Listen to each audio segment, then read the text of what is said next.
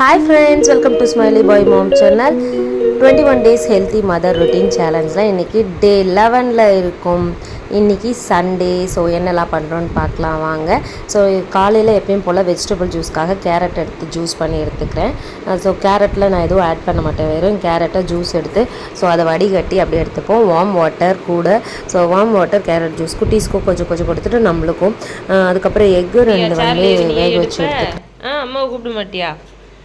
அம்மா கூப்பிட மாட்டேன். வரும் போடு. இன்றைக்கி எப்பயும் போல் ஒரு 4:30லேருந்து 5க்குள்ளே நம்ம எழுந்திரிச்சிட்டோம். ஆனால் வந்து காலையில் எடிட்டிங் ஒர்க்கை பண்ணிட்டேன். ஏன்னா இன்றைக்கி வெளியே போகலாம் அப்படின்னு பிளான் பண்ணியிருக்கோம் சண்டேன்றதால. ஸோ குட்டி பாப்பா எழுந்திரிக்கும் போது 6 o'clock ஆச்சு. அப்போ தான் வந்து நான் வந்து எக்லாம் வேக வைக்க ஆரம்பித்தேன். ஒரு பக்கம் அவங்களுக்கு ப்ரெஷ் பண்ண வைக்கலான்ட்டு அவங்க வந்து நானே ப்ரெஷ் பண்ணிக்கிறேன் அப்படின்னு சொல்லிட்டு ஸோ அவங்களுக்கு லைட்டாக மட்டும் ஹெல்ப் பண்ணேன். நான் கொஞ்சம் தான் இருக்குது. கேரட் ஜூஸ் பாப்பாவுக்கு பிடிக்கும். அப்புறம் அண்ணா மாதிரி ஸ்ட்ராங் ஆகணும்ல. அப்புறம் பாப்பாவுக்கு கேரட் ஜூஸ்க்கு கொஞ்சம் பேசி மழுப்பி அவங்கள வந்து குடிக்க வச்சுட்டு அப்புறம் ஒரு பக்கம் நான் கஞ்சியும் போட்டு வச்சுட்டேன். நேற்று நம்ம வந்து ஷூ பர்ச்சேஸ்க்கெலாம் போனதால் நைட் வந்து கொஞ்சம் லேட் ஆகிடுச்சு. நமக்கு எந்த ஒர்க்காக இருந்தாலும் 8:30க்கு தூங்க வேண்டியது ரொம்ப இம்பார்ட்டன்ட்டுன்றதால நான் வந்து சாமான் தேய்க்கிற வேலையை கட் பண்ணிட்டேன். ஸோ காலையில் எழுந்திரிச்சு தான் செஞ்சேன். இன்றைக்கி காலைல வந்து ப்ரெட்டும் பப்பாயாவும் இருக்குது. ஸோ அதான் காலையில் பிரேக்ஃபாஸ்ட். அப்புறம் எப்பயும் போல் டேட்ஸ் வந்து எடுத்து பாப்பா கொடுத்துட்டு நம்மளும் 2 டேட்ஸ் சாப்பிட்டோம். சாமான்லாம் தேய்ச்சி வச்சுட்டு கஞ்சிலாம் போட்டு வச்சுட்டு எக் வேக வச்சுட்டு ஸோ ஒரு 6:30க்கெலாம் வந்து வாக்கிங் கிளம்பிட்டேன்.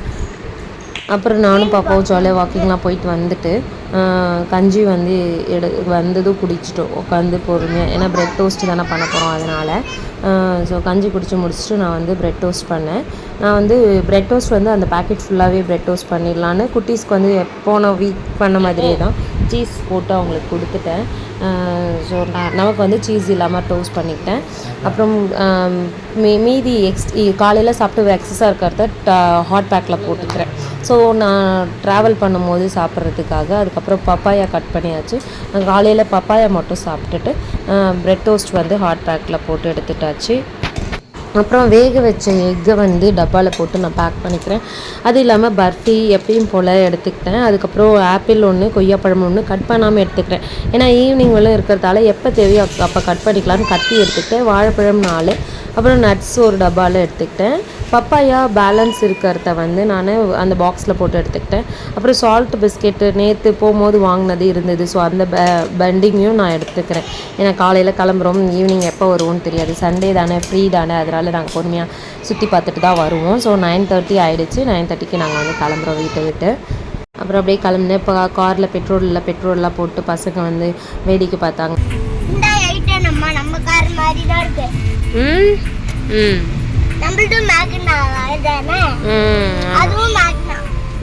அதுக்கப்புறம் போயிட்டு இருக்கும்போது ஒரு 11 மணிக்கு வந்து ப்ரெட் டோஸ்ட் பண்ணி எடுத்துகிட்டு போனோம் இல்லையா, அதையே ஸ்நாக்ஸாக நம்ம வந்து சாப்பிட்டுக்கிட்டோம். ஃபஸ்ட்டு இதை காலி பண்ணிடலாம். மற்றதெல்லாம் ஃப்ரூட்ஸு நம்ம கட் பண்ணாமல் தான் எடுத்துகிட்டு வந்திருக்கோம். அதை மதியானத்துக்கு மேலே கூட யூஸ் பண்ணிக்கலான்றதுக்காக. அதுக்கப்புறம் குட்டீஸ் வந்து ஜன்னல் பக்கம் வேடிக்கை பார்த்துட்டு வந்தாங்க. தண்ணி இருக்குது, மரம் ஓடுது, வீடு இந்த கலர் வீடு அந்த கலர் வீடு ஜாலியாக விளையாடிட்டு வந்தாங்க. அதுக்கப்புறம் குட்டீஸ் வந்து ஒரு சீப்பு இருந்தது. அந்த சீப்பை வச்சுட்டு பாப்பா நான் உனக்கு ஹேர் ஸ்டைல் பண்ணி விடுறேன்னு அவங்களுக்கு மாடலாக வாரி விட்டுட்டு இருந்தாங்க. பாப்பாவும் அழகாக காமிச்சிட்டு இருந்தாங்க. கொஞ்ச நேரம் கழித்து பாப்பா அண்ணாக்கு வாரி விட்டுட்டு இருந்தாங்க, நான் ஸ்டைல் பண்ணுறேன்னு சொல்லிட்டு.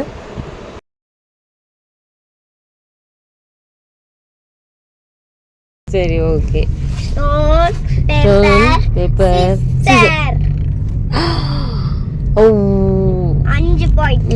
Stone paper scissor. அப்புறம் கொஞ்ச நேரம் கழித்து நானும் குட்டி பசங்க எல்லோரும் சேர்ந்துட்டு ஸ்டோன் பேப்பர் சிசர் விளையாடிட்டு வந்தோம். இப்போலாம் வந்து புக்ஸு க்ரையான்ஸ் எதுவும் வந்து எடுத்துக்கிறது கிடையாது. அது வேறு ஒரு லக்கேஜ் தூக்கணுன்றதுக்காக அப்படியே கதை சொல்லிக்கிட்டு ஸ்டோன் பேப்பர் சிசர் விளையாடிக்கிட்டு ரோட்டில் white colour car find out பண்ணோம். அந்த மாதிரி சம் கேம்ஸ் நாங்கள் வந்து விளையாடிட்டு போயிடுறது. ஸோ லக்கேஜ் வந்து கம்மியாக இருக்குது. இதில் ஸ்டோன் பேப்பர் சிசர் தான் ஃபஸ்ட்டு எப்பயுமே.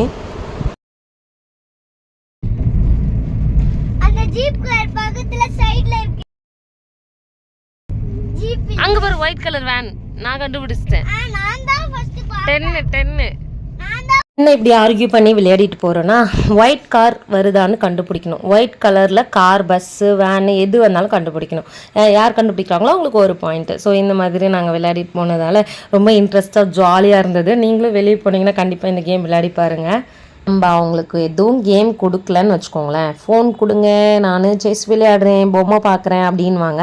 அதனால தான் இந்த மாதிரி ஏதாவது கேம் அவங்கள எவ்வளோக்கு எவ்வளோ நம்ம வந்து வேலை கொடுத்துட்டே இருக்கோமோ அவ்வளோக்கு அவ்வளோ நம்ம சொல்கிறத கேட்டுகிட்டே இருப்பாங்க. ஸோ வேடிக்கை பார்த்துட்டு அழகாக விளையாடிட்டு வருவாங்க. இந்த கேம்லாம் வச்சோன்னா ஒரு வழியாக நாங்கள் வந்து அந்த கோயிலுக்கு ரீச் ஆகிட்டோம். இந்த கோயிலுக்கு போகிறதுக்கே வந்து 2 hours ஆயிடுச்சு. இந்த கோயில் வந்து திருப்பதி போகிற வழியில் இருக்குது. பள்ளிக்கொண்டேஸ்வரர் கோயில் இந்த கோயில். ஸோ இங்கே வந்து சிவன் வந்து பார்வதியோட மடியில் படுத்துட்ருக்க மாதிரி இருப்பாங்க. சூப்பராக இருந்தது. இதுவரையிலும் எந்த கோயில்லையும் இப்படி பார்த்ததே இல்லை. இங்கே அதான் தனி ஸ்பெஷல். ஸோ இந்த கோயில் பற்றின வரலாறு எல்லாத்தையும் நான் தனியாக இன்னொரு வீடியோவில் போடுறேன். இது வந்து டே ரொட்டீன்றதால ஜஸ்ட் அப்படியே என்னென்ன சாப்பிட்டோம் அதை மட்டும் நான் வந்து மேலோட்டமாக சொல்லியிருக்கேன். ஸோ சிறப்பு தரிசனம், பொது தரிசனம். நாங்கள் பொது தரிசனத்தில் தான் போனோம். கொஞ்சம் நேரம் வெயிட் பண்ணோம், 1/2 மணி நேரம் க்ளோசிங் பண்ணி ஏதோ பூஜை நடந்துட்டு இருந்தது. அதனால் ஆஸ் யூஷுவல் கோயிலுக்கு போனால் அந்த கம்பியில் ஏறுறது அந்த வேலைலாம் பண்ணிவிட்டு 2 குட்டீஸும் ஜாலியாக விளையாடிட்டு இருந்தாங்க. அதுக்கப்புறம் நாங்கள் வந்து கோயில் சுற்றிட்டு அப்புறம் வெளியே வந்துட்டோம். வீட்டிலேருந்து கிளம்பி இங்கே வரத்துக்கு, இங்கே வந்து சாமியெல்லாம் பார்த்து முடிக்கிறதுக்கு 1 o'clock ஆகிடுச்சு. இங்கே வந்து தயிர் சாதம் பிரசாதமாக கொடுத்தாங்க. ஒரு சின்ன தொன்னையில் தான் கொடுத்தாங்க. ஸோ அதை கொஞ்சம் பாப்பாவுக்கு கொடுத்துட்டோம். ஏன்னா பாப்பா வந்து ஹோட்டல்ஸ்லாம் போனால் காரமாக இருக்குன்னு சொல்லிடுவாங்க. அதனால் அவங்களுக்கு தயிர் சாதம் கொஞ்சம் நிறைய வந்து ஊட்டி விட்டுட்டு நாங்களாம் கொஞ்சம் கொஞ்சம் பிரசாதம் சாப்பிட்டுட்டு அப்படியே ஆப்போசிட்லேயே வந்து ஒரு ஹோட்டல் இருந்தது. 2 ஹோட்டல் இருந்தது. பட் இங்கே தான் நிறைய கூட்டம் இருந்தது. அதனால் இது நல்லா இருக்கும்னு தோணி இங்கே வந்தோம். உண்மையாலுமே அன்லிமிட்டட் மீல்ஸு சூப்பராக இருந்தது. 2 மீல்ஸ் தான் வாங்கணும். ஸோ பாப்பாவும் நானும் அதில் ஷேர் பண்ணிக்கிட்டோம். குட்டி பையனும் அவங்க டேடியும் ஷேர் பண்ணிக்கிட்டாங்க. குட்டி பாப்பா வந்து வெறும் சாபு அதான் வேணும்னு சாப்பிட்டுட்டு இருந்தாங்க. ஆனாலும் நான் கொஞ்சம் மல்லு கட்டி அவங்களுக்கு வந்து சாம்பார் அதெல்லாம் கொஞ்சம் மிங்கிள் பண்ணி ஊட்டி விட்டேன். சாம்பார் வந்து அவரைக்காய், கேரட் எல்லாமே போட்டிருந்தாங்க. ரசம், குழம்பு எல்லாமே வீட்டில் செய்கிற மாதிரி சூப்பராகவே இருந்தது. அதுக்கப்புறம் வந்து மோர், மாங்காய் ஊறுகாய், ஆந்திரா ஸ்டைலில் ஒரு மாங்காய் ஊறுகாங்க, சூப்பராக இருந்தது. அதுக்கப்புறம் மோர் வந்து டம்ளரில் ஊற்றி கொஞ்சம் குட்டீஸ்க்கு கொடுத்துட்டு கிளம்பிட்டோம் அங்கேருந்து. அப்புறம் ட்ராவல் பண்ணி ஒரு மணி நேரம். அடுத்து வந்து ஒரு ஃபால்ஸ் இருக்குதுன்னு நாங்கள் அங்கே போய் தான் தெரியும். நாங்கள் இந்த கோயிலுக்கு மட்டும் போயிட்டு வீட்டுக்கு வர மாதிரி தான் பிளான் பண்ணிட்டு போனோம். அங்கே போய் ஃபால்ஸ் இருக்குதுன்னு நாங்கள் சரி என்னென்ன ஃபால்ஸ் இருக்குன்ட்டு மேப்பில் தேடினா 3 ஃபால்ஸ் சொல்லி காட்டினாங்க. ஸோ போகிற வழியில் இன்னொரு ஃபால்ஸ் இருக்குன்னொன்னே அந்த ஃபால்ஸ்க்கு நாங்கள் வந்து மேப் போட்டு தான் போனோம். அங்கே ஃபால்ஸ் கிட்ட போனதும் ஒரு ஆட்டோக்கார் கிட்ட கேட்டால் அவங்க வந்து இந்த ஃபால்ஸ் அந்த அளவுக்கு பாதுகாப்பு இல்லைன்னு சொன்னதால் சரி வேறு ஃபால்ஸ்க்கு போயிடலாம் அப்படின்னு சொல்லிட்டு இன்னொரு ஃபால்ஸ்க்கு போனோம். ஸோ நம்ம போகிற வழியில் அந்த பப்பாயா, கொய்யா பழம் அதெல்லாம் வந்து கொஞ்சம் குட்டீஸ்க்கு கொடுத்து சாப்பிட்டுட்டே போனோம். ஆனால் போகிற வழியெல்லாம் செம்மையாக இருந்ததுங்க. மழை அப்படியே இயற்கையாக இருந்தது. பார்த்து ரசிச்சுட்டே போகலாம். அதுக்கப்புறம் குட்டீஸை கொஞ்சம் நேரம் படுங்க, கம்முன்னு ரெஸ்ட் எடுங்க அப்படி சொல்லிட்டு கண்ணை மூட வச்சுட்டு இருந்தோம். ஆனால் தூங்கலை. கடைசி வரலும் 2 பேரும் அப்படியே ஏமாற்றிட்டாங்க.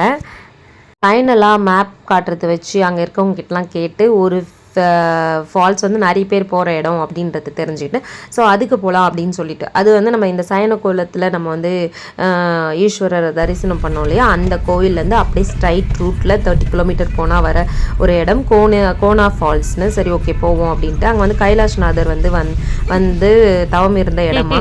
அதுக்கப்புறம் கொஞ்சம் நேரம் பசங்க வந்து டான்ஸ் ஆடிட்டு வந்தாங்க பயங்கரமாக. நான் வந்து தூங்க வைக்கிறதுக்காக இந்த சீட்டை சாச்சா இவங்க வந்து அதை ஸ்லைடுன்னு சொல்லிட்டு விளையாடிட்டு இருந்தாங்க குட்டி பாப்பாலாம். அந்த கோயிலேருந்து நாங்கள் போயிருந்தா 1 hourல அந்த ஃபால்ஸ்க்கு நாங்கள் ரீச் ஆகிருப்போம். ஆனால் அந்த ஃபால்ஸோட பேர் தெரியாததால், ஆனால் அங்கே ஒருத்தர் சொன்னார் அப்படியே ஸ்ட்ரைட்டாக போங்கன்னு. ஆனால் 3 ஃபால்ஸ் வந்து சொன்னதால் சரி நம்ம இன்னொரு ஃபால்ஸ்க்கு போகலாம் அப்படின்னு சொல்லிட்டு இன்னொரு ஃபால்ஸ்க்கு போய் ட்ரை பண்ணோம். அந்த ஃபால்ஸ் என்னென்னா ரொம்ப குட்டி ஊருக்குள்ளெல்லாம் போகும்போது அந்த ரோடே சரியில்லை, பள்ளம் மேடில் போகும்போது ஃபாஸ்ட்டாக போக முடியாமல் ஸோ அது வந்து எங்களுக்கு 1 hour லேட் ஆக்கிடுச்சு.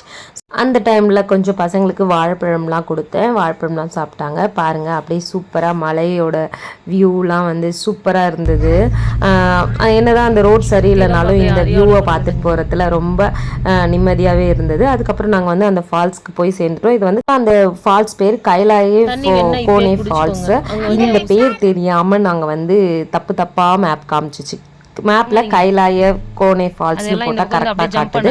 ஸோ யாராவது போகிறீங்கன்னா கரெக்டாக போட்டு போங்க. ஆனால் நல்லா இருக்குது பிளேஸு. அவ்வளோ டூரிஸ்ட் மெம்பர்ஸ் நிறைய பேர் வந்திருந்தாங்க. ஸோ இந்த ஒரு ஃபால்ஸ் தான், நிறையலாம் இல்லை. ஸோ அந்த இடத்துல வந்து கைலாயநாதர் வந்து அங்கே வந்து தவம் செஞ்ச இடமா. அப்புறம் நாங்கள் எல்லோரும் போயிட்டு ஃபால்ஸில் ஜாலியாக அரட்டை அடிச்சிட்டு குட்டீஸ் எல்லாம் கொஞ்சம் பயந்தாங்க தான். ஏன்னா அந்த கொஞ்சம் ஃபோர்ஸாக வரும்போது மூச்சு திணற மாதிரி இருக்குது குட்டீஸ்க்கு. அதனால அப்படியே கொஞ்சம் எட்டி எட்டி பார்த்துட்டு கம்பி பிடிச்சிட்டு நிற்க வச்சுட்டு வந்தோம். அப்புறம் இங்கே வெளியே ஒரு லிங்கம் இருந்தது, கோயிலுக்குள்ளே ஒரு லிங்கம் இருந்தது. ஸோ அதை வந்து உள்ளே போய் நாங்கள் தரிசனம்லாம் பண்ணிவிட்டு அதுக்கப்புறம் ஸோ குட்டீஸ்க்கெல்லாம் ட்ரெஸ் சேஞ்ச் பண்ணி விட்டுட்டு நம்ம வந்து அங்கே டீ கடை இருந்தது. ஸோ டீ வாங்கிட்டு பிஸ்கெட் இருந்தது எடுத்துகிட்டு போயிருந்தோம் இல்லையா. ஸோ பிஸ்கெட் தொட்டு டீ சாப்பிட்டோம். குட்டீஸ்க்கு வந்து சும்மா ஒரு பிஸ்கெட் மட்டும் கொடுத்துட்டோம். குட்டீஸ்க்கு டீ கொடுக்க மாட்டோம், அதனால் டீ வாங்கி தரல.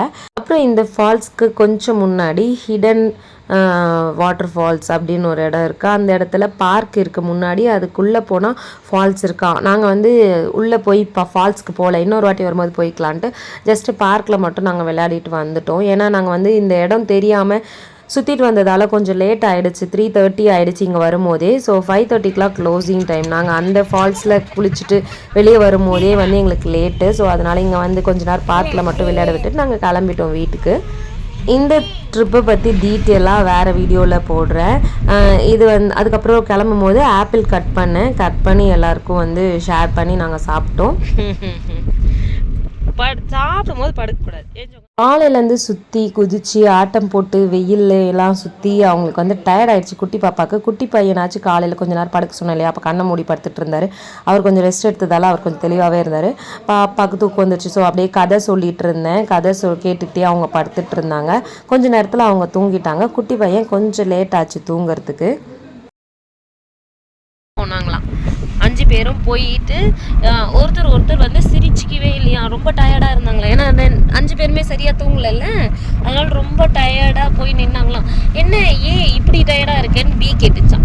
நீ கிட்ட 1 hour கிட்ட நான் கதை சொல்லி அவங்கள என்டர்டெயின் பண்ணி தூங்க வச்சேன். அதுக்கப்புறம் நைட்டில் ஜாலியாக பாட்டு கேட்டுட்டு நான் ரூட்டை என்ஜாய் பண்ணிட்டு வந்தேன்.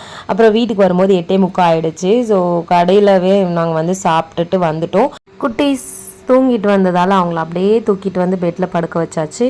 ஸோ டைம் வந்து வீட்டுக்கு ரீச் ஆகும்போது 8:30 ஆகிடுச்சு. அதனால சாமான எல்லாம் வந்து எடுத்துகிட்டு போனதை எதையுமே தேய்க்கல, அப்படியே சிங்கில் வச்சுட்டு நம்ம 8:30 தூங்கணும். அதனால் அப்படியே போய் படுத்து தூங்கியாச்சு. காலையில் பார்த்துக்கலான்னு. அவ்வளோதான் ஃப்ரெண்ட்ஸ். இந்த வீடியோவில் நான் சொன்னதெல்லாம் உங்களுக்கு பிடிச்சிருந்துச்சுன்னா லைக் பண்ணுங்கள், ஷேர் பண்ணுங்கள், சப்ஸ்கிரைப் பண்ணுங்கள். நெக்ஸ்ட் வீடியோவில் பார்க்கலாம். தேங்க்ஸ் ஃபார் வாட்சிங்.